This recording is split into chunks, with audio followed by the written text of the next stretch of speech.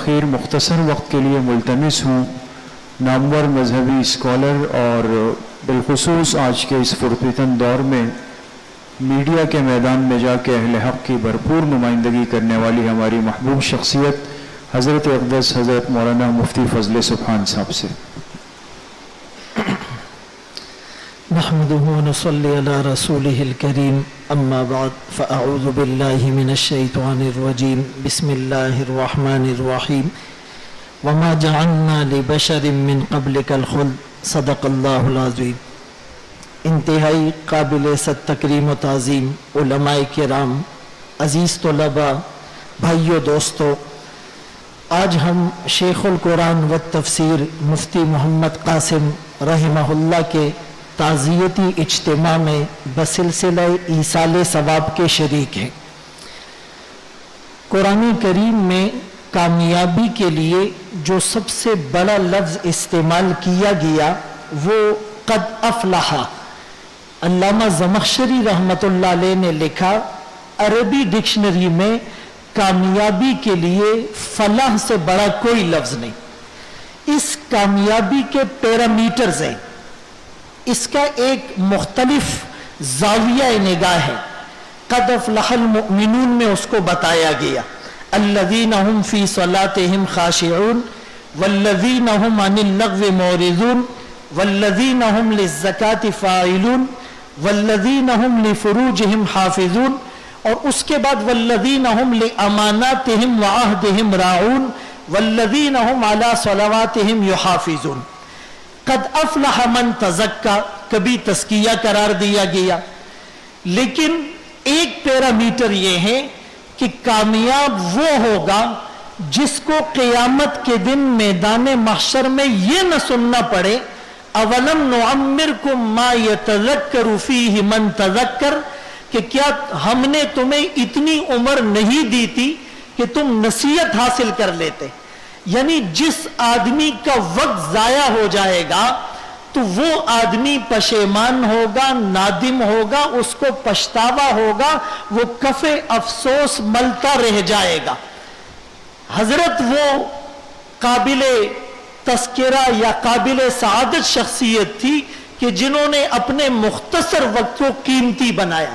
حبیب عابد رحمت اللہ علیہ نے لکھا کہ وہ بصرہ میں اور دمشق چلے گئے، بازار خالی ہیں، دکانیں بند ہیں، بالکل سناٹے کا عالم ہے۔ ایک آدمی دور سے نظر آیا، وہ بھی مسجد کی طرف جا رہا ہے۔ حبیب عابد اس کے پاس گئے، پوچھا کیا مسئلہ ہے؟ آج کل کی اصطلاح میں ہم کہتے ہڑتال ہے، جلوس ہے، اسٹرائک ہیں، ایمرجنسی ہیں، لاک ڈاؤن ہیں۔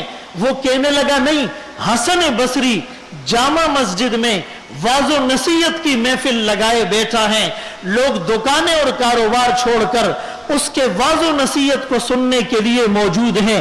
یہ بھی بھاگتے ہوئے پہنچے، فرمانے لگے میں نے حسن بصری رحمت اللہ علیہ کے ان الفاظ کو اپنے کانوں سے سنا، استعدوا للرحیل فلم یبق من الدنیا الا قلیل خذوا احبت التحویل فلیس الی البقاء من سبیل۔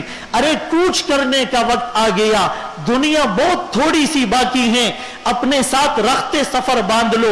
وتزودوا فإن خیر الزاد التقوی، تقوی کا لباس اختیار کر لو، باقی رہنے کے لیے دنیا میں کوئی نہیں آیا۔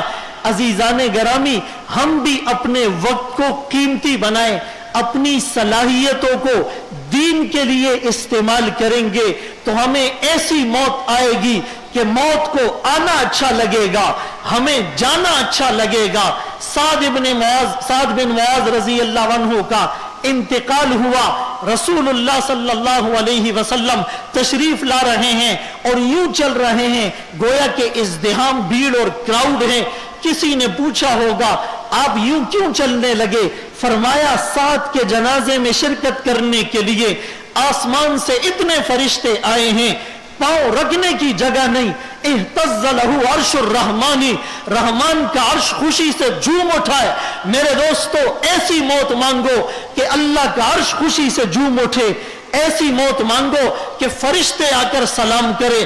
والملائکۃ یدخلون علیہم من کل باب، ایسی موت مانگے کہ نحشر المتقین الی الرحمن وفدا، ڈیلیگیشن کی صورت میں، پروٹوکول کی صورت میں ہمیں لے جایا جائے۔ ایسی موت نہ مانگو جیسے بگوڑے غلام کو پکڑ کر زنجیروں میں جکڑ کر بیڑیاں پہنا کر اور چہرے کو سیاہ کر کے کوڑے مار کر گھسیٹ کر جس کو لے جایا جائے۔ ایسی موت سے بچنے کے لیے اس مختصر وقت میں کام کرنا پڑے گا، اللہ کو راضی کرنا پڑے گا، اور اللہ کریم ہے۔ الکریم اذا قدر عفا، اذا وعد وفا، اذا اعطى زاد على منتهى الرجا، ولا يبالي كم آتا ولا من آتا، وان رفعت حاجة الى غیره لا يرضى۔ وہ کریم ہماری محنت سے زیادہ دیتا ہے۔ یتفضل علینا بدون الاستحقاق والمنہ، یتفضل علینا بدون مسألة ولا سوال، یتفضل علینا فوق ما نتمنى بھی، یتفضل علینا ولا یخاف نفاد ما عندہ۔